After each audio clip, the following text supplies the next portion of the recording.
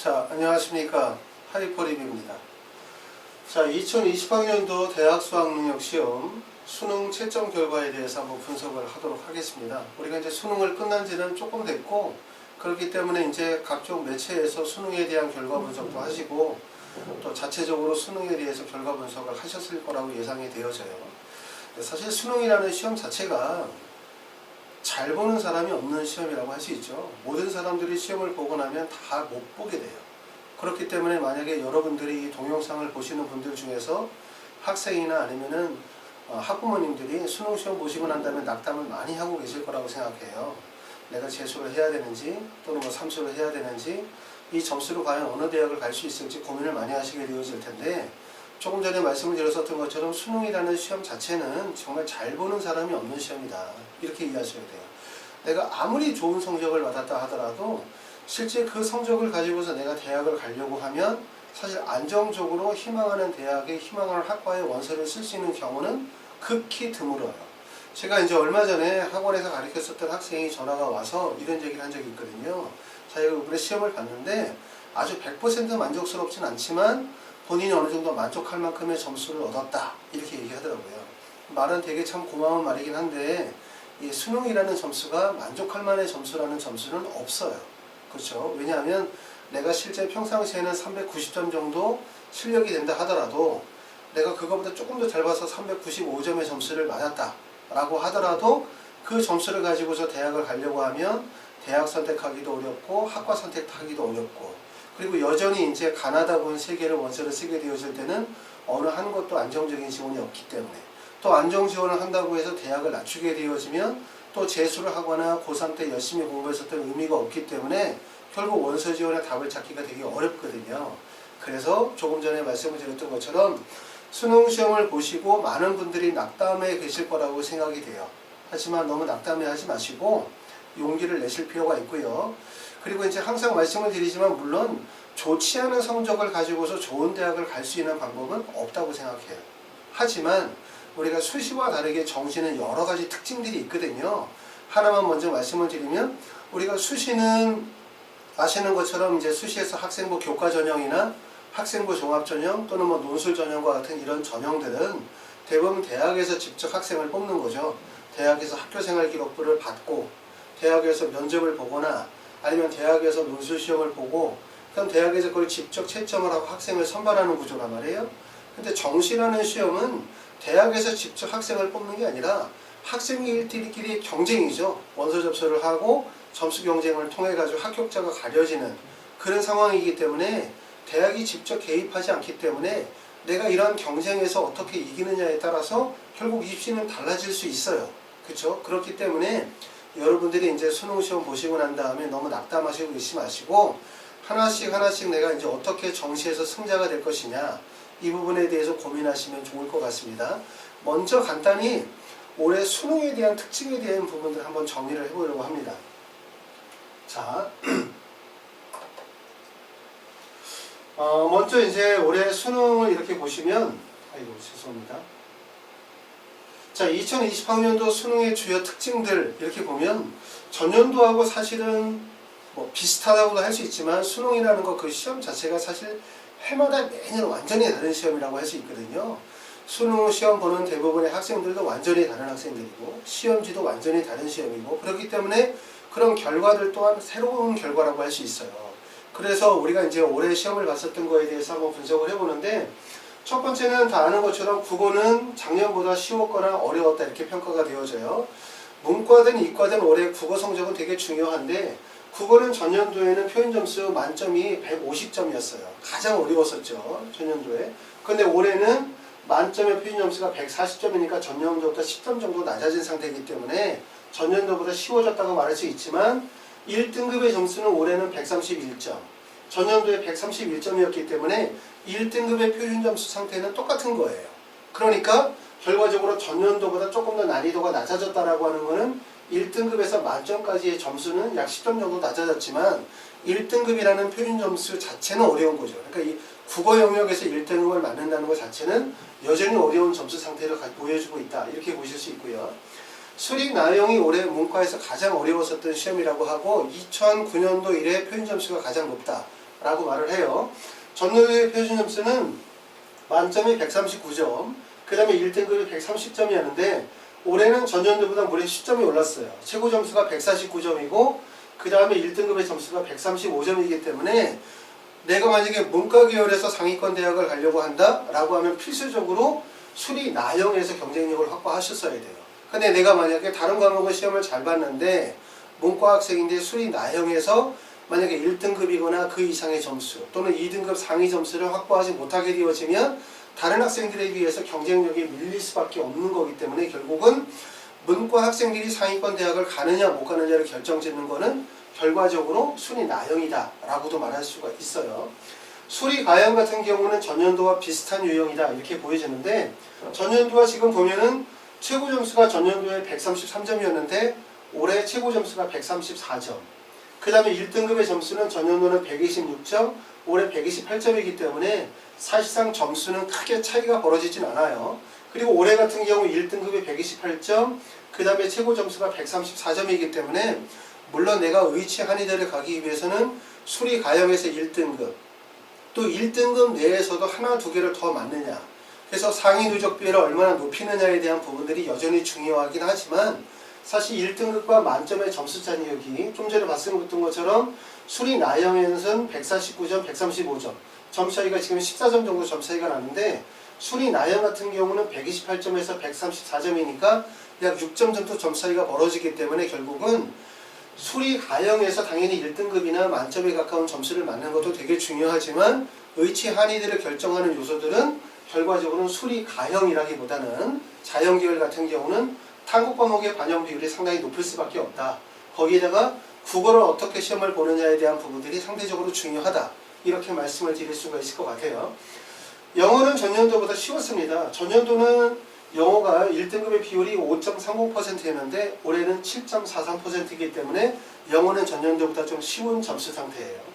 자, 사회탐구와 과학탐구는 항상 그렇지만 여러 개의 과목들을 시험을 보다 보니까 그 과목 안에서 어떤 과목을 선택하느냐에 따라서 유불리가 크게 발생이 되어져요.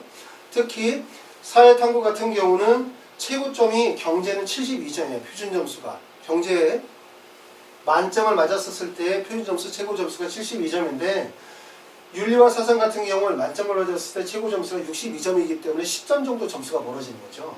그러니까 탐구 과목에서 10점 정도의 표점 차이가 벌어질 수 있기 때문에 다른 과목 같은 경우는 뭐 예를 들어서 내가 문과 학생인데 수리 나형이나 국어나 영어 시험을 다 만점을 맞는다 하더라도 내가 만약에 과목 선택을 잘못해서 윤리와 사상을 선택해서 만점을 맞게 되어지면 경제 과목을 선택한 아이와 10점 차이가 벌어지게 되는 거예요.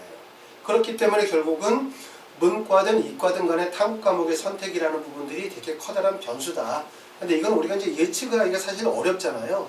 올해는 어떤 탐구 과목의 점수가 높을지에 대한 부분을 예측하기가 어렵기 때문에 일종의 이것도 입시가 좀 운을 좀 따라줘야만 되는 그런 경우라고 볼 수 있습니다.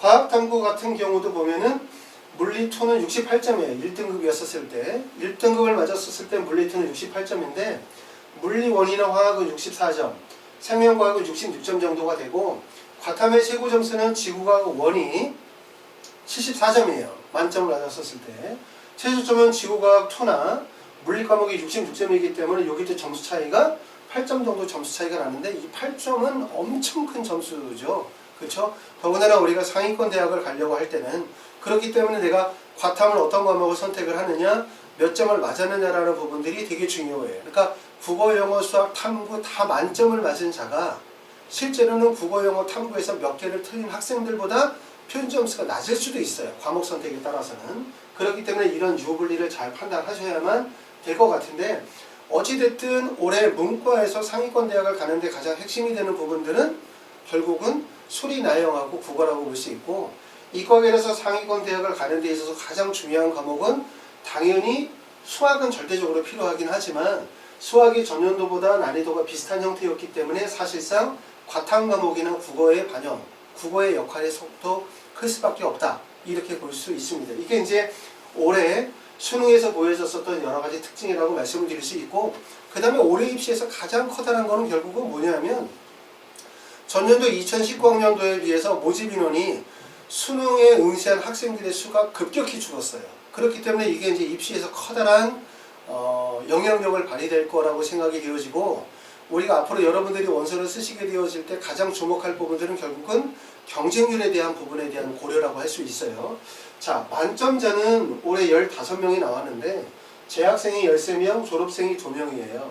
그쵸? 그리고 이 중에서 문과, 이과를 구분하면 사회탐구를 선택한 학생이 11명, 과학탐구를 선택한 학생이 4명 정도, 이 정도였습니다. 2020학년도 수능 응시생은 좀 전에 말씀드렸던 것처럼 48만 4,747명이에요. 그렇죠? 올해 처음으로 50만 명 이하대로 수능의 응시생이 줄었는데, 이거는 전년도 대비해서 45,483명이 감소한 수치예요. 그렇죠? 그래서 이 안에서 인원을 보면 재학생의 비율이 71.7%, 졸업생, 재수생의 비율이 28.3% 정도 비율이고, 졸업생의 비율은 물론 전체적인 인원은 줄었지만 졸업생의 비율은 상당히 많이 높아졌어요. 제가 처음에 이제 수능 시험 보기 전에 졸업생의 비율을 22%, 23, 24, 그래서 올해는 한 25% 정도의 비율로 1% 정도 더 상승할 거라고 예상이 되어졌는데, 예상보다 실제 수능의 응시생의 숫자가 4,000명 정도 줄게 되어지면서 제가 예상했던 것보다, 그러면서 전체적으로 재수생의 비율은 28.3%까지 가장 높은 비율까지 올라가게 되어졌기 때문에, 이런 재수생의 비율의 커다란 증가라든가 아니면 수능 응시생의 45,483명 정도 수능 응시생이 급격하게 줄어든 이런 요소들이 올해 정시 원서 지원에 되게 커다란 변수가 될 가능성이 높습니다. 그래서 전년도 대비 정시 모집 인원은 3,882명이에요. 이게 감소했다는 거예요, 올해. 왜냐하면 올해가 수시 비율이 가장 높은 한 해거든요. 그래서 전년도에는 정시 비율이 23.8%였는데 올해 2020학년도에 정시 선발 비율은 22.7%예요. 1.1% 감소가 되어졌고, 그 1.1%의 인원이 3,882명이 줄었다, 이렇게 보실 수 있는 거죠. 자, 그래서 여기 정리하면 올해 이제 국어, 수학, 영어, 탐구 이런 것들은 이런 정도의 수준에서, 뭐 국어는 전년도보다 다소 좀 쉬웠지만 결국은 1등급은 동일했다는 점, 수리 내용은 2009년도 이래로 가장 난이도가 높다는 점, 그렇기 때문에 수리 나형이 결국은 상위권 대학을 결정한다는 거, 수리 가형은 전년도와 비슷한 요소, 영어는 좀 전에 말씀드렸던 것처럼 전년도보다 다소 쉬웠다. 사회탐구나 과학탐구는 과목 선택을 어떻게 하느냐에 따라서 표준 점수가 시점 정도 차이가 벌어질 수 있기 때문에 결국은 문과든 이과든 탐구 과목의 선택, 이것이 결국 상위권 대학을 결정하게 되어진다라고 말씀을 드렸고, 그 다음에 이제 제일 중요한 요소는 결국은 수능 응시생의 숫자가 급격히 많이 줄었다는 점, 그 다음에 올해가 정시의 선발 비율이 가장 적은 한 해라는 점, 이런 점들이 우리가 고려할 점이라고 보여집니다. 자, 다음. 자, 그럼 이제 수능 채점 결과에 대해서 한번 보도록 할게요. 자, 원래 이제 우리가 2020학년도는 수능 원서 접수자들이 54만 8,734명이었어요. 그러니까 내가 수능 시험을 보겠다라고 원서 접수하신 분들. 근데 2019년도에 보면은 59만 4,924명이 수능에 원서 접수를 하셨고, 그러고 난 다음에 실제 수능을 보신 분들은 한 54만 명 정도 시험을 봤거든요. 그러니까 약 60만 명, 6만 명 정도의 인원은 실제 원서 접수를 하시고 난 다음에 수능에 미응시 하시는 분들이 있었어요. 그래서 올해 54만 8,734명이 수능 원서 접수를 했기 때문에 제가 예상하기로는 한 48만 8천 명 정도, 요 정도가 수능에 응시를 할 거다라고 생각해서 재수생의 비율은 25.7% 정도 되어질 것이다 라고 지난번에 이제 동영상에 설명을 드렸는데, 실제 뚜껑을 열어보니까 수능 응시생은 예상보다 한 4천 명 정도 인원이 더 적게, 그래서 48만 4,737명이 실제 수능 시험을 보셨고, 재수생의 비율은 28.3%로 증가하게 되어졌어요. 그래서 해마다 이렇게 수능 응시생들은 55만 2천 명, 2017년도에, 그 다음에 2018년도에 53만 1천 명, 2019년도에 53만 명, 그 다음에 2020년도에 48만 4천 명이니까 해마다 인원이 조금씩 계속 감소되어진 건 맞는데, 올해는 특히 인원의 감소폭이 되게 크기 때문에 이런 인원의 급격한 감소의 폭의 수능 응시생이 올해처럼 급격하게 감소가 되어진다라고 하는 건 간단히 말하면 입시의 판 전체를 다 흔들 수 있는 요소라고 할 수 있어요. 그렇죠? 왜냐하면 입시 기간에 예측하는 여러 가지 점수라든가 학생들의 지원 동향, 흐름, 이라는 부분들이 결국 우리가 예상했었던 것과 다른 결과를 가져갈 수 있기 때문에 이러한 그 수능 응시생의 숫자의 감소, 급격한 감소라고 하는 부분들을 우리가 예의 주목해 보셔야 할 부분이라고 보여집니다. 자, 그래서 2020학년도 수능 응시생은 484,737명이고 그래서 전년도에 비해서 45,483명이 감소했다고 말씀을 드렸어요. 그렇죠? 이 중에 졸업생의 숫자가 약 28.4% 정도 되어진다 라고 말씀을 드렸습니다. 이거는 전년도에서 약 8.5% 인원이 감소되어진 폭이고요. 재수생의 비율은 말씀드렸던 것처럼 2017년도에 22.2%, 18년도에 23.2%인데 올해는 28.3%로 급격하게 인원이 늘었어요. 그러니까 재수생의 비율이 많이 늘었다라고 하는 것도 어떻게 보면 입시에서 또 다른 변수 중에 하나가 되어질 가능성이 높습니다.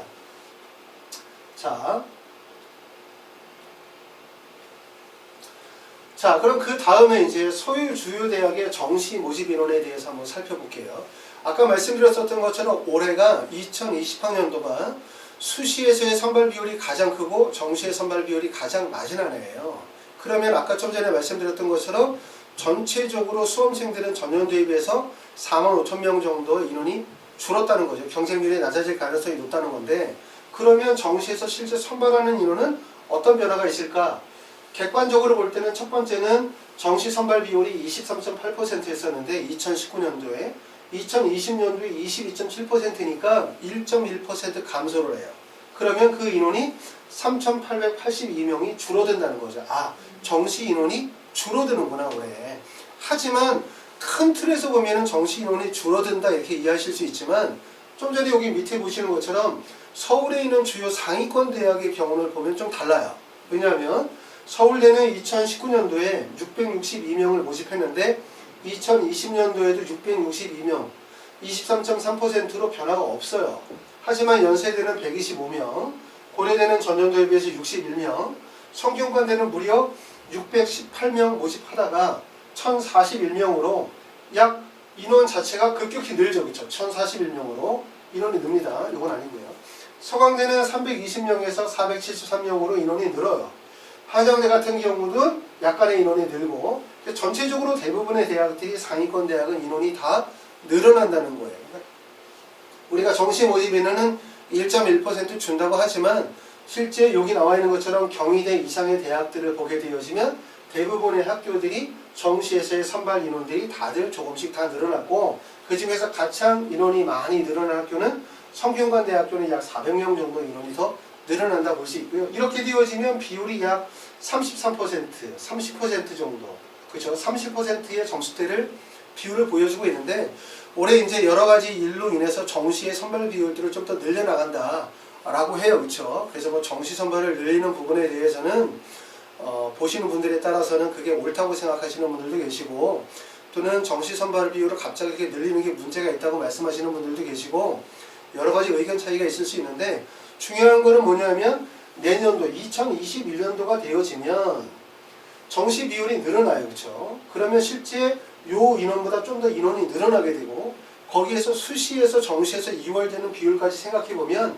사실상 2021년도부터는 정시 선발의 비율들이 30%가 넘어가는 비율이 나올 거예요. 그러니까 올해 정시 선발 비율은 22.7%라 하더라도 서울에 있는 주요 대학들의 대부분의 선발 비율이 30%를 넘어요. 그쵸? 그리고 2021년도부터는 원래 당초 계획대로 정시 선발 비율들이 늘어나는 비율을 가기 때문에 2021년도부터는 전체적으로 서울의 주요 대학들의 정시 선발 비율이 35%대의 비율을 가져갈 가능성이 높다는 거죠.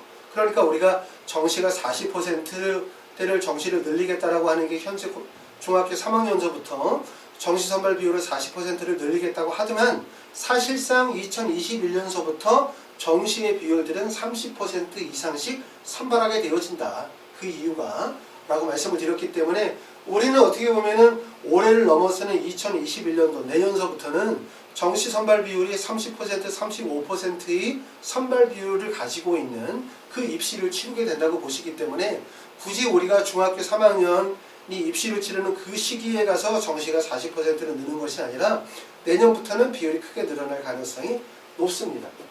자, 그 다음에 이제 자, 여기 나와 있는 건 이제 의예과에 관한 거예요. 그렇죠? 지금 서울대부터 시작해가지고 가천대 의예과까지 쭉 내용을 보면 지금 모집 인원이 주는 학교는 연세대학교는 5명이 줄어요. 고려대학교는 2명이 늘고 한양대학교는 68명에서 62명으로 6명이 줄고 중앙대는 9명이 늘어요. 그래서 모집 인원이 약간 증감의 비율들이 있는데 사실은 의예과는 이렇게 전년도에 비해서 모집 인원은 좀 늘었다 줄었다가 중요한 게 아니죠. 우리가 가장 관심을 가지고 있는 것은 뭡니까? 결국 수시에서 정시로 어느 정도의 이월이 되느냐에 대한 부분인데 전년도에 정시에서 뽑던 인원이 약 1095명 정도 선발을 했어요. 그렇죠? 그런데 실제 수시에서 이월된 인원이 211명. 그래서 원래 당초에 정시에서 선발하는 의대 비율이 37.3%였었지만 수시에서 이월되어진 211명을 합치니까 비율이 44.6% 정도의 비율이 되는 거죠. 그렇기 때문에 결국 이제 의대에 지원하시는 분들, 의치한 애들을 지원하시는 분들은 가장 우리가 관심사가 되어지는 부분들은 좀 전에 말씀드렸던 것처럼 경쟁률의 변화가 크지만 가장 큰 관심사는 뭐냐 하면 결국은 수시에서 정시로 이월되는 인원이 어느 정도의 인원이 늘어나느냐에 대한 부분이 되게 중요해요. 왜냐하면 의대는 이제 가나다군으로 학교들이 몰려 있으면서 어느 정도 점수권에서 박스권을 형성하고 있기 때문에 다시 말하면 내가 비슷한 점수를 가졌었을 때 선택할 수 있는 대학의 범위가 2개나 3개 대학 내에서 범위를 선택하기 때문에 결국은 수시 이원이 어디가 늘고 어디가 줄었느냐에 따라서 경쟁률의 변화가 발생될 수 있고 그 경쟁률의 변화에 따라서 결국 합격생들 간의 점수의 편차폭이 벌어질 수 있기 때문에 결국은 이제 의대 지원하시는 분들은 가장 핵심은 수시 발표 나고 난 다음에 그리고 수시 등록하고 그러고 난 다음에 수시에서 정시로 이월되는 인원이 확정되는 그 시기에 판단이 가장 중요할 거라고 생각이 되어집니다. 자, 전년도 지원 현황에 대해서 우리가 살펴보도록 할게요. 전년도 지원 현황에 대해서 살펴보는 이유는 올해 과연 우리가 수능 응시생이 전년도에 비해서 약 4만 5천 명 정도 인원이 줄고 비율로는 약 8% 이상의 인원이 줄었다고 하는데 과연 어느 대학에서 이러한 경쟁률의 변화가 가장 보여질 가능성이 높을 것인가 이런 부분들을 예측을 해보는 건데요. 전년도에 이렇게 보시면 서울대부터 경희대까지 해서 경쟁률이 가장 낮게 많이 떨어진 데는 서울대는 경쟁률이 0.78%, 자 2018년도에 4.36%에서 3.58%로 경쟁률이 0.78% 경쟁률이 하락을 했어요. 연세대는 0.31% 경쟁률의 변화가 크지 않고 고려대는 상대적으로 경쟁률이 좀 더 많이 떨어졌죠. 0.97% 경쟁률이 떨어졌고 한양대 가군 같은 경우에 경쟁률이 1.06% 경쟁률이 많이 떨어졌습니다. 그리고 가장 많이 떨어진 건 이제 중앙대학교 3.26% 다군인데 아마 모집 인원이 328명에서 모집 인원이 438명으로 모집 인원이 많이 늘면서 경쟁률의 하락이 커졌다라고 볼 수 있는데 지금 보시는 것들처럼 올해도 마찬가지로 경희대에서부터 시작해서 서울대까지 권에서는 경쟁률의 하락이 벌어질 가능성이 높아요. 물론 경쟁률이 벌어지는 이유는 여러 가지가 있어요. 그렇죠? 첫 번째는 대학의 선호도에 대한 부분들도 반영이 될 거고 두 번째는 학생들이 점수가 가지고 있는 점수의 분포도에 따라서 경쟁률의 변화가 발생이 되어질 수 있는데 올해와 같은 수능, 그러니까 수능은 항상 불수능이라고 할 수 있죠. 자연계 학생들 입장에서 볼 때는 내가 수학 시험을 잘 봤지만 과탐 시험을 못 봤거나 과탐 시험을 잘 봤는데 국어 시험을 못 봤거나 문과 학생들 같은 경우는 국어 시험은 잘 봤는데 수학 시험을 못 봤거나 수학 시험을 잘 봤는데 아니면 사탐을 못 봤거나 이런 식으로 결국은 이제 밸런스가 깨지는 경우들이 많아요. 그렇죠? 균형이 깨지게 되어지면 결국은 원서 지원이 상당히 불리해질 수밖에 없는 거죠. 그렇게 되면 대부분 다 대학 자체가 낮아질 수밖에 없어요. 그래서 올해도 마찬가지로 가장 학생들이 많이 몰리는 대학들은 어디냐면 경희대부터 시작을 해서 그 다음에 서울권에 있는 대학들은 경쟁률이 전년도보다 다소 낮아진다 하더라도 치열한 어떤 경쟁 구조를 가져갈 가능성이 높아요. 그리고 상대적으로 위쪽 상위권 대학으로 가게 되어지면 경쟁률은 전년도보다 더 떨어질 가능성이 높겠죠.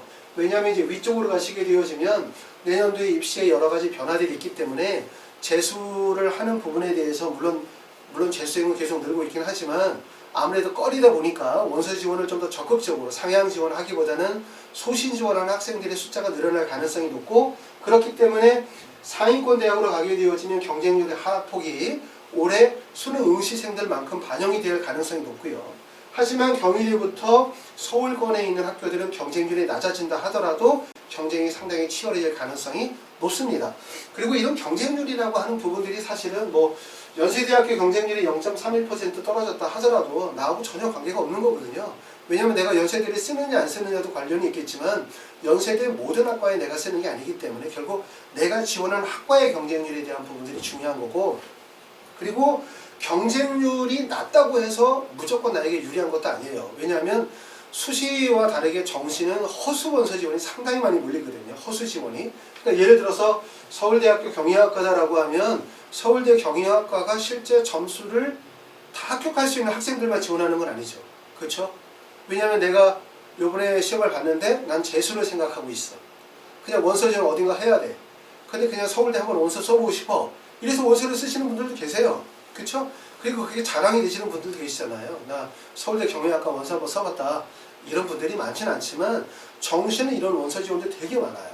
그리고 또 예를 들어서 가나다군 중에서 하나 정도, 두 개 정도는 안정적으로 썼다면 하나 정도는 본인이 그냥 희망하는 대로 쓰시는 경우도 많고, 또 가나다군 원서를 다 쓸 때 부모님과 학생이 다 상의해서 원서 쓰기보다는 어떤 가정 같은 경우는 하나나 두 개는 부모님 뜻대로, 또 하나 두 개는 자식 뜻대로 이렇게 하는 경우들이 있기 때문에 원서 지원에서 허수 지원이 많이 몰릴 수밖에 없다는 거예요. 그렇죠?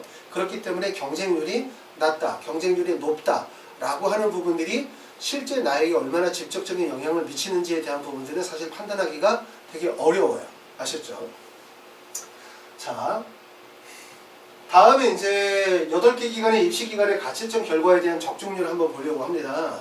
자, 이거는 뭐냐면 전에도 말씀을 드렸었지만 우리가 수능 시험을 보고 난 다음에 8개 입시 기관에서 가채점 결과를 발표해요. 그리고 우리가 가채점 결과를 통해서 우리가 판단하는 거는 내가 이번에 논술 시험을 보러 갈까 말까, 아니면 두 번째는 내가 면접을 보러 갈까 말까, 이런 판단을 하는데 되게 중요한 요소죠.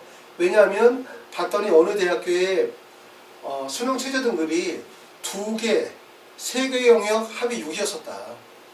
근데 내가 봤더니 나는 2등급이 지금 갈까 말까. 내 점수를 봤더니 84점이야. 그랬더니 다른 기관에서 봤었을 때 뭐 85점, 84점 정도가 된다고 했어. 그래서 요거만 믿고 면접을 보러 가거나 논술을 보러 가는 경우들도 있죠. 그랬더니 막상 봤더니 85점이 점수가 돼서 최저가 안 돼서 허망하게 끝나는 경우들, 이런 경우들 되게 많거든요. 이제 이런 분들은 나중에 이제 기껏 막 최저 등급 맞는다 해가지고 비싼 돈 들여가지고 논술학원에 가서 논술 준비 다 하고 학교까지 논술 시험 다 보고 왔더니 나중에 발표낸 거 보니까 수능 최저 등급이 안 돼가지고 결국은 의미가 없었다. 이런 경우들이 되면 입시기관을 탓하게 돼요. 그것도 맞추지 못하냐 뭐 이렇게 생각하는데, 사실은 이걸 보여주는 점들은 뭐냐면 입시라는 게 그런 거예요. 사실 맞출 수가 없는 거예요. 이거는 현실적으로 입시기관들이 이런 것들을 맞추기 위해서 나름대로 여러 가지 분석도 하고 그 다음에 또 정확하게 데이터를 가져가기 위해서 노력을 하고 있지만 실제로는 이만큼 맞추기가 어렵다는 거고, 이 점에 대해서 얘기해 주는 건 결국 뭐냐면 정시는 누구도 맞출 수가 없다는 거예요. 아셨죠? 정시는 누구도 맞출 수가 없기 때문에 어떤 데이터도 정확할 수가 없다 이거예요. 그렇기 때문에 가끔 이제 학부모님들께서 이런 거 물어보거든요. 거기는 무슨 데이터를 활용하냐, 아니면 어떤 데이터를 가지고 하냐 라고 말하지만 데이터라는 거는 그냥 참고자료일 뿐이에요. 결과적으로 참고자료일 뿐이지 어떤 데이터를 쓴다 하더라도 그 데이터에서 정확한 값을 산출해낼 수는 없어요. 결국은 제일 중요한 부분들은 뭐냐면 그 데이터에 가지고 있는 진실성과 데이터의 허구를 분석하고, 그러고 난 다음에 전체적인 입시의 흐름과 그 다음에 경향들을 분석을 해서 그 안에서 학생이 가지고 있는 점수대에서 최선의 답을 찾아낼 수 있는 거, 이런 것들이 이제 컨설팅에서 가장 중요한 요소라고 할 수 있는데, 국어 같은 경우 보면은 비율이 32.8%였어요. 지금 이제 8개 기관에서 보면은 사실 이렇게 하나밖에 못 맞추는 기관들도 있어요. 그쵸? 전체에서. 근데 우리가 이제 제일 관심을 갖는 거는 8등급, 이거에 뭐 7등급, 8등급에 이걸 맞추느냐, 5등급 맞추느냐, 이게 중요한 게 아니라 사실은 대부분 이 등급이 중요한 이유들은 대학별고사의 참여 여부에 관한 부분이기 때문에 1, 2, 3등급에 관한 얘기죠. 그렇죠? 근데 1등급은 지금 대부분 이 업체를 빼고는 나머지는 다 맞췄어요. 그렇죠? 2등급도 3개 업체는 맞았고 3등급에서는 하나의 업체만 맞췄어요. 국어는 그래도 좀 나아요. 32.8% 정도는 비율이 맞췄으니까. 그런데 이제 이게 수리 가형으로 가게 되어지면 적중률이 터무니없이 떨어지게 돼요. 수리 가형에서 보면 1등급은 대부분 이 하나의 업체를 빼고는 나머지 업체들은 92점으로 점수를 다 얘기하면서 다 맞췄죠. 그렇죠?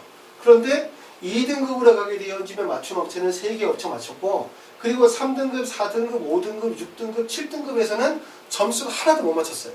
그렇죠? 그래서 제가 이 얘기를 하는 건 뭐냐면 8개 기관에서 이런 데이터를 분석해서 내줌으로 인해서 여러분들이 수능 끝나고 난 다음에 내 성적대에서 대학별고사를 갈지 말지를 참고할 수 있는 요소로 활용을 할 수 있고, 또 이런 분석 데이터들이 있기 때문에 여러분들이 정시에 원서를 쓰게 되었을 때 과연 내가 어느 대학교에 원서를 쓸 것이냐 라고 하는 내가 바로미터로 삼을 수가 있어요. 하지만 중요한 건 뭐냐면 절대로 믿으면 안 된다는 거예요. 100% 신뢰하면 안 된다는 거예요. 왜냐하면 하다못해 1등급부터 8등급 간의 구간의 점수는 못 맞추는데, 예를 들어서 저 위쪽에 있는 서울대부터 시작해가지고 지방에 있는 대학까지 전국에 있는 200여 개의 대학, 그리고 각 대학에 있는 모든 학과의 점수대를 다 맞춘다는 것은 현실적으로 가능하다, 불가능하다? 불가능한 거예요. 그렇죠? 그리고 사람들이 원서를 쓰는 게 예정대로 원서를 쓰는 게 절대로 아니거든요. 그렇죠? 그렇죠? 그렇기 때문에 이러한 우리가 흔히 말해서 이제 이런 배치표라고 하는 것들은 여러분이 참고사항으로 삼을 수는 있지만 이걸 절대적으로 신뢰하시고 그걸 믿고 따라가시면 안 돼요. 대부분의 입시기관들이 하는 것들은 뭐냐면 전년도의 입시 결과, 그건 대부분 대교협에서 입시 결과를 발표를 하죠. 대교에서 발표한 자료들을 바탕으로 삼아서 전년도의 입시 결과에다가 올해 수능 경향이라든가 수능 입시의 결과라든가 수험생, 전년도의 경쟁률 등등등을 다 합산을 해서 대략적으로 올해는 예를 들어서 서울대 경영학과가 몇 점 정도가 되어질까라는 예상값을 만들죠. 그렇죠? 그러고 난 다음에는 학생들이 이제 각 사이트에 올라가서 모의 지원을 하게 되어지고 자기가 돈을 내고 자기 정보를 일종의 파는 거죠. 모의 지원을 하면은 그런 데이터들을 추론을 해가지고 결과적으로 끝까지 원서 접수처까지 그 데이터를 계속 수정해 나가는 과정이에요. 그쵸? 그 나가는 과정이지 입시 기관에서 너의 성적대 서울대 경영학과는 몇 점이면 갈 수 있어 라고 먼저 딱 방향을 잡아주고 기준점을 잡아주고 학생들이 원서를 써 나가면서 거기서 맞추는 게 아니라 결국은 뭐냐면 입시 기관에서는 대략적인 방향을 얘기해주고 학생들이 원서 지원하는 흐름의 뒤를 쫓아가는 꼴이에요. 그쵸? 이해되시죠? 그럼 결국은 흐름의 뒤를 쫓아가가지고는 답을 찾을 수가 없어요. 그쵸?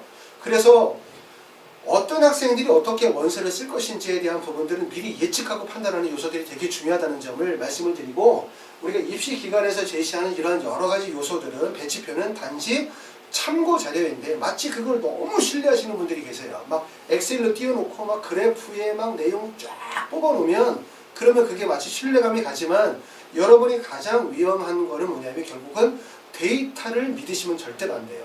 데이터는 왜냐하면 우리가 수치로 보여지는 데이터 값은 우리가 그걸 보는 순간 신뢰를 형성할 수 있어요.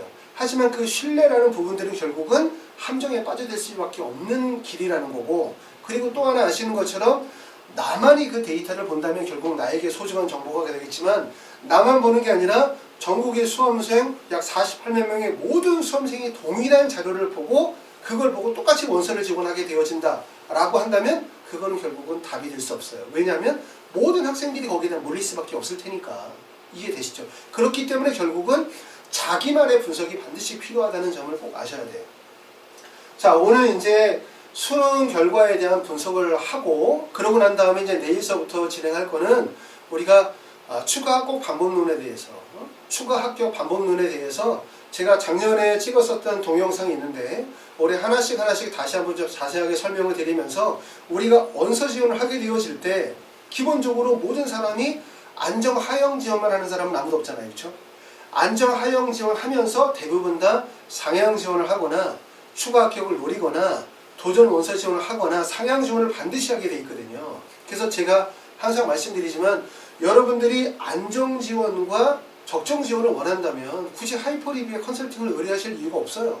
그냥 인터넷에 자료 찾으시면 대부분 그게 안정값이기 때문에 어느 기관에 넣었더니 여기에 원서 쓰면 100% 붙는다. 붙어요. 특별한 일이 없으면. 그렇죠? 그런 원서 지원을 원하시면 그걸 하시면 되고, 대신 내가 적정 안정 지원하면서 내가 상향 지원을 하고 싶다라고 하면 이 상향 지원이라는 부분들은 결국 어디에도 답이 없는 거거든요. 그렇죠? 그렇기 때문에 그런 경우에는 이제 하이퍼리비의 도움을 원하시거나 아니면 제가 이제 동영상을 찍어서 올리는 부분들을 좀 더 참고하시면 아, 정씨가 또 이런 재미도 있구나, 또 이런 방법이 있구나 라는 부분들 생각하시면서 여러분 원서 지원에 도움이 되실 수 있다고 생각이 돼요. 자, 그래서 그걸 잘 준비해서 내일서부터 이제 동영상을 찍어서 하나씩 올려보시고 그래서 여러분들이 원서 지원에 도움이 되도록 그렇게 해보겠습니다. 자, 그리고 이제 수리 나형 같은 경우도 봤더니 수리 가형은 17.2% 정도를 해서 사실상 이건 좀 너무 허망하죠. 그렇죠? 대부분의 기관들이 거의 못 맞췄다고 할 수 있기 때문에 자, 수리 나형은 어느 정도까지 이제 입시 결과가 나왔냐를 보시면 자, 여기 있습니다. 이거 죄송합니다. 자, 수리 나형은 적중률이 약 35.9%, 수리 가형에 비해서는 비율이 높아요. 근데 지금 보면은 1등급과 2등급권에서는 대부분이 맞췄지만 이것도 3등급, 4등급, 5등급권에서는 사실상 하나도 못 맞췄고 6등급에서는 하나 없지. 8등급에 사실 별로 의미 없잖아요. 그렇죠? 그러니까 결국은 1등급, 2등급을 뺀 나머지는 적중률이 다 떨어질 수밖에 없었다라는 점이에요. 그래서 아까도 말씀드렸지만 이런 적중률이 낮다고 해서 입시기관을 탓할 수는 없다고 생각해요. 왜냐하면 근본적으로 맞추기가 어려운 거거든요. 이거는요. 우리가 대통령 선거처럼 내가 1인 1표를 사용하는 경우들은 출구조사를 통해서 어느 정도의 적중률을 맞춰서 아, 요번에 대통령 선거에서는 누가 당첨이 될 것 같아. 요번에 국회의원 선거에서는 누가 될 것 같아. 적중을 할 수 있지만 사실 학생들이 보는 국어, 수학, 영어, 탐구, 제2외국어까지 이 과목들에 대한 부분들을 정확하게 산출해서 값을 내기는 사실 어려운 거거든요. 제가 볼 때는 이 정도의 입시기관의 노력만으로도 제가 볼 때는 칭찬해 줄만 하고 그리고 이런 것들을 우리가 잘 활용하면 된다라고 생각이 이어지거든요. 그래서 아까 말씀드렸던 것처럼 입시기관의 데이터를 전적으로 신뢰하시면 안 되고 단지 참고 자료로 활용을 하는 것이 도움이 된다. 이렇게 말씀을 드릴 수 있습니다. 자, 그럼 이제 요약해서 뭐냐면 정시는 수시하고 도대체 뭐가 다르냐 이 점에 대해서 얘기를 해요. 왜 이 점을 자꾸 얘기를 해주는 이유는 뭐냐면 여러분들이 정시에 대해서 좀 알아야 되거든요. 그래야만 아, 정시를 수시와 좀 다른 관점에서 이해하시고 접근하려는 노력이 반드시 필요하세요. 수능 성적 나왔으니까 시험 못 봤으니까 난 끝, 그냥 재수야. 원서 지원은 네가 알아서 해. 이렇게 얘기하시면 안 되고 성적이 좋은 것과 대학을 가는 것은 다른 거예요. 이 동영상을 보시는 분들 중에서 내가 수능 시험을 정말 잘 보신 분들이 있다고 생각해봐요. 그렇다고 하더라도 그분이 대학이 결정된 게 절대로 아니거든요. 왜냐하면 수능 시험을 잘 봤으면 가고 싶은 대학이 높고 가고 싶은 학과가 높아. 그럼 틀림없이 거기에는 또 치열한 경쟁이 있을 수밖에 없어요. 그렇죠? 그렇죠? 우리가 시험을 못 보신 분들 입장에서 볼 때는 뭐 연세대학교 정도 가면 정말 좋겠지라고 생각하지만 서울대를 갈 수 있는 성적대인데 내가 성적이 0.1점이 부족해서 연세대를 써야만 되는 상황, 그리고 연대를 붙어야 되고 서울대를 떨어져야 되는 상황이 되어지면 사실은 내가 인솔을 하느냐 못하느냐만큼 그것도 되게 심각한 문제거든요. 그렇기 때문에 아까 처음에도 말씀드렸지만 수능 시험을 본 모든 학생은 사실 시험을 다 완벽하게 잘 보신 분은 아무도 없어요. 그리고 실제 수능 시험을 지금 잘 봤다고 생각을 한다 하더라도 막상 원서 지원을 하시려고 하다 보면 결국 많은 갈등과 고민, 선택의 기로에 놓이실 수밖에 없다는 점, 그 점을 꼭 아셔야 되고, 그리고 컨설팅에서 우리가 되게 중요한 점은 뭐냐면 내가 가나다군에서 어느 대학 원서를 쓰는 것, 이게 중요한 게 아니라 그러니까 가군의 어느 대학을 쓰고 나군의 어느 대학을 쓰고 다군의 어느 대학을 쓰느냐도 되게 중요하지만 가장 핵심은 뭐냐면 가나다군의 배열을 어떻게 할 것이냐, 그 안에서 내가 어떻게 상향과 추합이나 아니면 적정 안정 지원의 원서 지원을 할 것이냐, 이게 되게 중요하거든요. 왜냐하면 내가 위쪽 대학에다가 상향 지원을 해. 상향 지원을 한다는 것은 어떤 근거가 있어야 되냐면 내가 지원하는 대학과 학과의 안정 지원이 100% 안정이어야 된다는 기반이 있잖아요. 근데 만약에 내가 안정 지원이라고 생각했었던 대학이나 학과가 실제 많은 학생들이 몰리면서 경쟁률이 과도하게 올라가게 되어지면서 불안정한 상태가 되어졌다면 결국은 입시는 모든 게 다 상향, 안정이 다 끝나버리게 되는 거예요. 그렇죠? 그렇기 때문에 결국은 가군에 어디를 쓰고 다군에 어디를 쓰느냐보다 더 중요한 부분은 가나두군의 가군과 나군의 다군의 결국은 군비열을 하는 부분들이 되게 어려운 점이다. 이런 점들을 알아두실 필요가 있습니다. 자, 수시와 정시의 가장 큰 특징은 뭐냐면 첫 번째는 수시는 대학이 직접 선발을 해요. 정시는 지원자 간의 경쟁이다 라고 얘기했어요.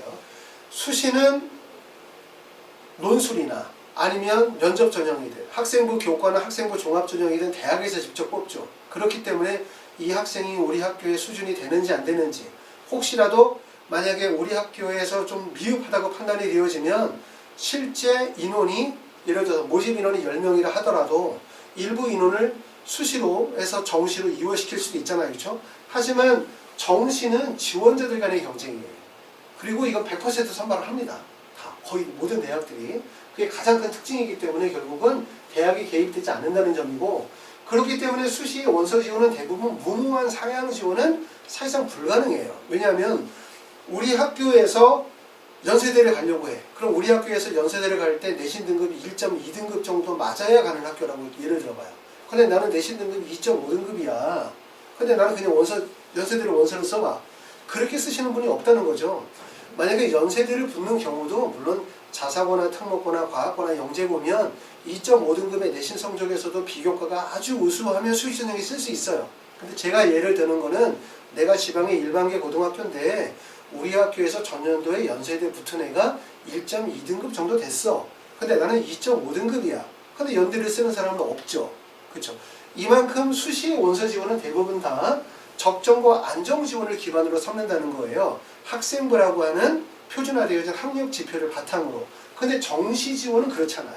정시는 적정 안정 지원도 하지만 반드시 대부분의 경우들은 상향 지원을 하게 돼 있어요. 또 평상시보다 내가 수능 시험을 많이 못 봤다라고 하시는 분들은 재수를 열심히 하게 되어지는 거고, 재수 생각하시는 분들이 그냥 원서 지원 안 하고 그냥 죽는 분은 없거든요. 대부분 재수를 생각하시는 분들은 어딘가에다 상향 지원을 하시게 되죠. 그러다 보니까 정시는 허수 지원이 많이 몰린다는 거예요. 그러니까 경쟁 그 안에 실질적인 경쟁도 있지만 허수 경쟁들이 많이 몰리기 때문에, 제가 그전에도 말씀을 드렸었던 것처럼 정시에서 승리하는 방법은 간단해. 어떻게 간단해? 나보다 성적이 낮은 학생들을 데리고 가면 난 무조건 이겨요. 근데 내가 성적이 아무리 높아도 나보다 성적이 많이 높은 학생들이 몰려있는 구간으로 들어가게 되어지면 결국 떨어질 수밖에 없는 거죠. 이게 간단한 원리인 것 같지만 깊이 생각하셔야 돼요. 내가 원서를 지원하는 학과에 나보다 성적이 낮은 학생들을 허수 지원들을 몰고 갈 수 있다면, 그러면 내가 붙을 수 있지만 경쟁률이 낮다 하더라도 실제로 나보다 성적대가 높은 학생들이 몰리는 구간에 내가 들어간다면 이길 수 있는 방법이 없어요. 그렇죠? 자, 그리고 수시는 지원 학과를 결정하고 난 후에 자소서도 써야 되고 학생부 내용 다 분석해서 전공 적합성 가리고 난 다음에 원서 쓰지만, 정시는 원서 지원 직전에도 원서 지원을 할 수 있어요. 그렇죠? 그렇기 때문에 이런 점들이 특징이다. 이렇게 보실 수가 있습니다. 자, 여기서 보여주는 건 뭐냐면 우리가 똑같은 고려대학교라 하더라도 점수가 다 다르다는 거예요. 지금 보시면 고려대학교 건축학과의 점수가 예를 들어서 전년도에 최고 점수가 525점이에요. 평균 점수가 523.33점이 평균 점수예요. 그럼 건축학과가 523.33점이면 건축학과보다 좀 높은 학과 신소재, 그럼 신소재학과가 525점이죠. 그럼 당연히 높죠. 건축학과보다 신소재공학과가 높은 거는 당연하잖아요. 그런데 여러분들이 주목할 점은 뭐냐면, 첫 번째는 뭐냐면 똑같은 학과라 하더라도 점수가 크게 벌어진다는 거예요. 신소재의 최고 점수는 528점, 최저 점수는 520점, 몇 점? 8점 정도 벌어져요. 8점이면 어느 정도냐면 8점 정도면 고려대학교에서 건국대 정도까지 떨어질 수 있는 점수예요. 8점의 점수 차이가. 그렇기 때문에 이게 한 대학 내에서 점수 간격이 이렇게 크게 벌어진다는 거예요. 추합이 돌면 점수가 어떻게 해요? 길게 늘어질 수밖에 없는 거죠. 그렇죠? 추가 합격의 비율이 높다라고 하는 것은 그만큼 학생들끼리의 점수 편차폭이 커지는 가능성이 높다라는 거예요. 그렇죠? 이런 추가 합격의 의미에 대한 부분들도 나중에 설명을 좀 드리도록 하겠습니다. 근데 여러분이 주목할 점은 뭐냐면, 우리는 신소재공학과가 525점, 그리고 건축학과가 523점, 건축학과보다 신소재공학과가 더 높은 학과야, 이렇게 얘기하면 이해되죠. 그런데 최저 점수를 보시게 되면 건축학과는 522점이지만 신소재공학과는 520점이에요. 무슨 말이냐면 최저 점수는 건축학과가 더 높은 거예요. 그쵸? 그래서 제가 항상 말씀을 드리지만 들어갈 때 높은 학과가 그쵸? 나오는 점수는 더 낮아요. 들어갈 때 낮은 학과가 나오는 점수는 더 높아요. 무슨 말이냐면 건축학과가 평균 점수는 신소재보다 낮지만 그쵸? 낮지만 마지막 합격자의 점수는 신소재공학과보다 높을 수밖에 없어요. 이게 이제 입시의 하나의 원리예요. 그래서 이걸 좀 이해하셔야 돼요. 이게 잘 이해가 안 되시는 분들이 계세요. 그쵸? 근데 그거는 여러분들이 뭐만 생각하시는 거냐면 점수를 하나로 생각하시는 거예요. 점수를. 무슨 말이냐면 그 배치표에 나와 있는 점수를 생각하는 거죠. 건축학과는 523점, 신소재공학과는 525점. 이 점수로만 생각하지만 점수를 구간으로 나눠서 생각을 해야 되거든요. 최고 점수와 평균 점수와 최저 점수 또는 이 중간에 있는 평균 점수 중에서 예를 들어서 70%나 80%의 점수 구간을 같이 생각하시면 그러면 과연 어느 학과가 실질적으로 낮거나 높은 과인지에 대한 부분이 이해가 되실 거예요. 자, 생각하시면 여러 가지로 생각하실 점들이 많습니다. 자,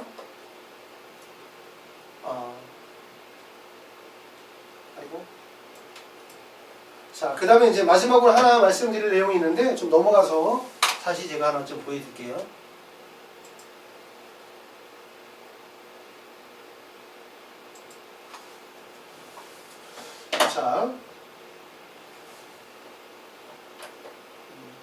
자, 그래서 이제 마지막으로 말씀드릴 얘기는 정시 컨설팅에 대해서 설명을 좀 드리겠습니다. 자, 정시 컨설팅은 지금은 우리가 이제 수능 성적이 발표가 됐어요. 그렇죠? 발표가 되고 수시 발표 전입니다, 지금. 자, 그래서 학원에서 컨설팅을 진행을 하는 건 12월 10일부터 시작해서 12월 26일 요 사이에 컨설팅을 진행을 하게 돼요. 그래서 약 한 보름 정도, 요 정도의 기간이라고 할 수 있고, 요 기간 동안에 이제 컨설팅이 진행이 되다 보니까 시간이 되게 짧아요. 그렇죠? 그렇기 때문에 이제 미리 예약을 하고 저희가 이제 준비를 해서 진행을 하게 되어지는데, 저희 하이퍼립에서 진행하는 컨설팅은 전문 영역별 컨설팅 프로세스를 진행을 해요.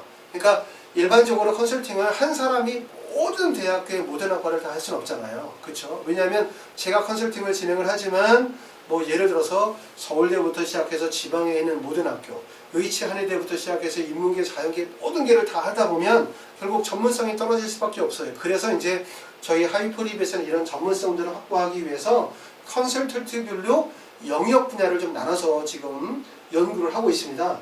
그래서 자연계, 인문계, 그 다음에 이제 의치 한의대, 중하위권 이렇게 이제 4개의 섹션으로 나눠가지고 컨설턴트별로 그 부분에 대해서 집중적으로 이제 자료나 데이터를 분석을 해서 여러분들의 성적대에 맞게끔 그 합격할 수 있는 프로세스를 제공하기 위해서 그렇게 노력을 할 거고요. 그 다음에 진행하는 과정은 대부분 1차 전화 상담하고 2차 방문 상담을 해요. 무슨 말이냐면 만약에 내가 컨설팅을 지금부터 진행하시겠다 라시는 분들은 먼저 자료 정리해서 먼저 전화 상담 먼저 한번 하고 그 다음에 방문 날짜 12월 10일에서 12월 26일 사이에 오시면 방문 상담 진행해서 최종적으로 대학 결정을 하게 되는 거고요. 단 12월 20일 넘어가는 경우는 12월 20일 넘어가는 경우들은 이거죠. 수시 발표가 났는데 내가 수시 발표 나고 난 다음에 이제 수시의 충원 결과를 기다리다가 보면은 늦어질 수 있어요. 12월 20일 이후로 컨설팅을 신청하시는 분 같은 경우들은 전화 상담 없이 바로 대면 상담으로 들어가게 되어집니다. 컨설팅을 지금 신청하셨다 하더라도 만약에 컨설팅을 진행하시겠다라고 하시는 시점이 12월 20일을 넘어가면 그때는 전화 상담이 좀 어려워요. 그러니까 전화 상담은 12월 20일 이전에 전화 상담이 이루어지고 그 다음에 그 이후에 방문 상담 가능한데 만약에 12월 20일 이후에 컨설팅 진행 여부를 결정하신다 이런 분들은 아무래도 시간이 너무 촉박하잖아요. 왜냐하면 20일에서 26일 한 5일 정도밖에 시간이 안 되기 때문에 그때는 바로 대면 상담으로 진행한다. 이 점 말씀을 드리고요. 그 다음에 원서 접수 기간 중에는 전화 상담이 불가능합니다. 이 기간에는. 가끔 이제 그 학부모님들께서 그런 거 물어보시는 경우들이 있거든요.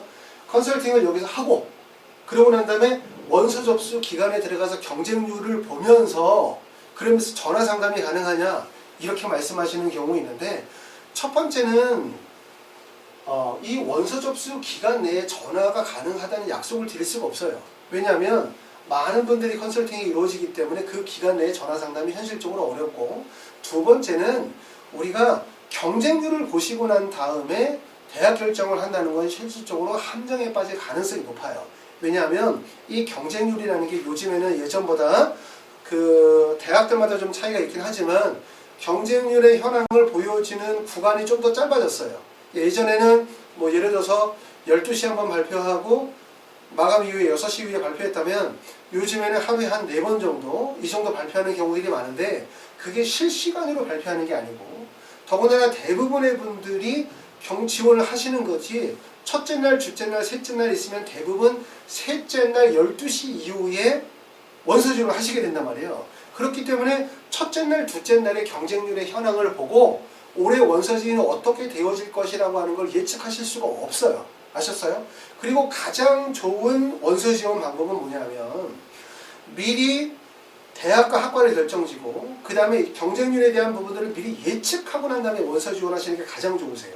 내가 어느 대학교 어떤 과를 쓰는데 거기가 올해 경쟁률이 어느 정도 나올 것 같고 그리고 실제 학생들이 어느 대학 어느 학과를 몰릴 것 같기 때문에 내가 이 학과를 원서를 써야 된다. 이렇게 결정을 내리고 대부분 원서 지원 두 번째 날 바로 원서를 쓰시는 게 가장 좋은 답인데 그러지 않고 내가 이번에 고려대학교를 쓰려고 하는데 고려대 경제학교하고 경영학과하고 뭐 통계학과 3개를 딱 집어놓고 이 셋 중에서 경쟁률이 낮은 학과를 보고 난 다음에 판단해야지 라고 하시면 사실 컨설팅의 의미가 전혀 없는 거거든요. 왜냐하면 경영학과하고 경제학과 둘 중에 하나를 쓴다.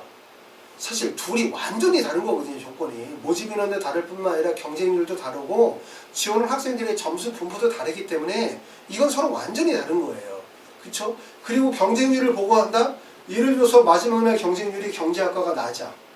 그리고 경영학과 경쟁률이 높아. 그럼 우리가 어디다 원서를 쓸 거야? 경쟁률이 낮은 경제학과에 원서를 써? 하지만 경쟁률이 낮은 게 나만 보는 게 아니거든요. 모든 사람들이 다 보는 구간이기 때문에 결국은 낮다고 해서 원서를 쓰게 되어지면 실제로 급격하게 경쟁률이 올라가는 경향들이 많아요. 그렇기 때문에 원서 지원은 어떻게 해야 되냐? 미리 예측하고 판단하고 결정해서 원서 지원이 반드시 이루어져야 돼요. 그래야 흔들림 없는 원서 지원, 한마디로 내가 정말 자료 분석하고 열심히 해서 대학 결정을 한 것에 대한 부분이 반영이 되지 마지막에 경쟁률 상태를 고려하고 원서를 쓰게 되면 모든 게 다 수포로 들어가요. 모든 게. 그러니까 처음에는 나는 뭐 고려대학교 경영학과 원서를 써야지 라고 하다가 경쟁률 막 돌아가는 거 보니까 경영학과 너무 센 것 같아. 경쟁률 너무 높아. 그럼 안 되겠다. 경영학과 가지 말고 정치외교학과나 국제학부로 갈까? 뭐 이렇게 넘어가다 보면 결국 원서 지원이 아무런 의미가 없어지는 거예요. 그리고 또한 마찬가지로 여러 개를 집어놓고 난 다음에 하나 선택한다. 이런 거 전혀 의미가 없어요. 그렇게 할 거면 컨설팅을 할 이유가 없어요. 그래서 이제 하이퍼리뷰에서는 어떻게 한다고 생각하시냐면 지원 대학, 지원 학과를 결정을 해야 돼요. 가나다군에서 어느 대학과 어느 학과를 결정할 것이냐, 쓸 것이냐 이렇게 확정을 해드려야지 부모님들한테 나 이번에 경희대학교 원서를 쓰는데 경희대학교 그러면 여러분은 어머니는 A, B, C 이렇게 3개 안에 있으니까 요 중에서 선택하세요 라고 말하면 그게 무슨 의미가 있죠? 아무런 의미가 없어요. 그렇게 해가지고는. 그래서 아까도 제가 말씀드렸지만 컨설팅에서 가장 중요한 부분들은 경쟁률을 보고 판단할 수 없다. 왜 경쟁률을 보고 판단할 수 없다? 첫째 날, 둘째 날, 셋째 날, 셋째 중에서 대부분의 사람들이 원서 지원을 하는 게 마지막 날 12시 이후라는 거예요. 경쟁률을 판단할 수가 없다는 거예요. 그리고 그 경쟁률을 보고 판단하려고 하면 여러분들이 지금까지 컨설팅을 받고 분석하고 자료 정리하고 결정했었던 모든 것들이 경쟁률을 보면서 모든 게 다 바뀌어요. 그렇죠? 그리고 세 번째는 경쟁률이 낮다? 그래서 내가 지원한다? 경쟁률이 올라가는 거죠. 경쟁률이 높아? 근데 지원할 수 있어요? 저는 못하는 거예요. 그래서 대부분 원서 지원은 제가 이 부분에 대해서 역점을 둬서 얘기하는 건데 원서 지원은 항상 먼저 들어가는 사람이 장땡이에요. 먼저 들어가는 사람이. 그러니까 내가 원서를 만약에 써야지. 내가 만약에 요번에 연세대학교 문화인류학과에 원서를 쓰려고 해. 근데 모집 인원이 6명밖에 안 돼. 늦게 들어가시면 절대로 원서를 못 써요. 왜냐하면 내가 원서를 쓰려고 봤더니 전년도보다 같은 시간대의 경쟁률이 높아. 쓸 수 있습니까? 못 쓰는 거죠. 그렇기 때문에 이런 학과들은 첫째 날이나 둘째 날 바로 원서를 써가지고 내가 먼저 들어가서 자리를 잡고 있으면 결국 경쟁률의 수치가 올라가게 되는 거잖아요. 그러면 결국 다른 학생들이 원서를 지원하는 거를 막게 돼요. 아셨어요? 그렇기 때문에 경쟁률에 가장 좋은 거는 먼저 결정하고 먼저 원서를 쓰는 게 가장 답이지, 다른 사람들이 원서를 다 쓰고 난 다음에 마지막에 상황을 보고 들어간다는 것은 전략이 될 수 없어요. 아셨죠? 그렇기 때문에 하이퍼리뷰에서의 컨설팅은 분석하고 그 다음에 지원대학 결정을 하고 난 다음에 바로 원서를 쓸 수 있는 대학을 확정하도록 그렇게 할 겁니다.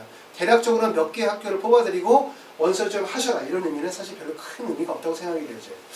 자, 그래서 이제 좀 오랜 시간이긴 한데 수능 결과에 대해서 좀 분석을 해드리고 그 다음에 이제 정시 특징에 대한 부분들 여러 가지를 말씀을 드렸습니다. 자, 참고하시고 좀 도움이 되기를 바라고요. 다음 시간서부터는 우리가 이제 2020학년도 추가 합격 방법론에 대해서 어떻게 우리가 원서 지원을 할 것이냐, 우리가 추가 합격의 가능성이라는 부분들, 내 점수대에서 어떻게 원서를 쓰게 되면 어떤 구간에서 어떤 일들이 벌어질 수 있는지에 대해서 제가 아는 경험을 통해서 한번 자세히 설명드리도록 하겠습니다. 감사합니다.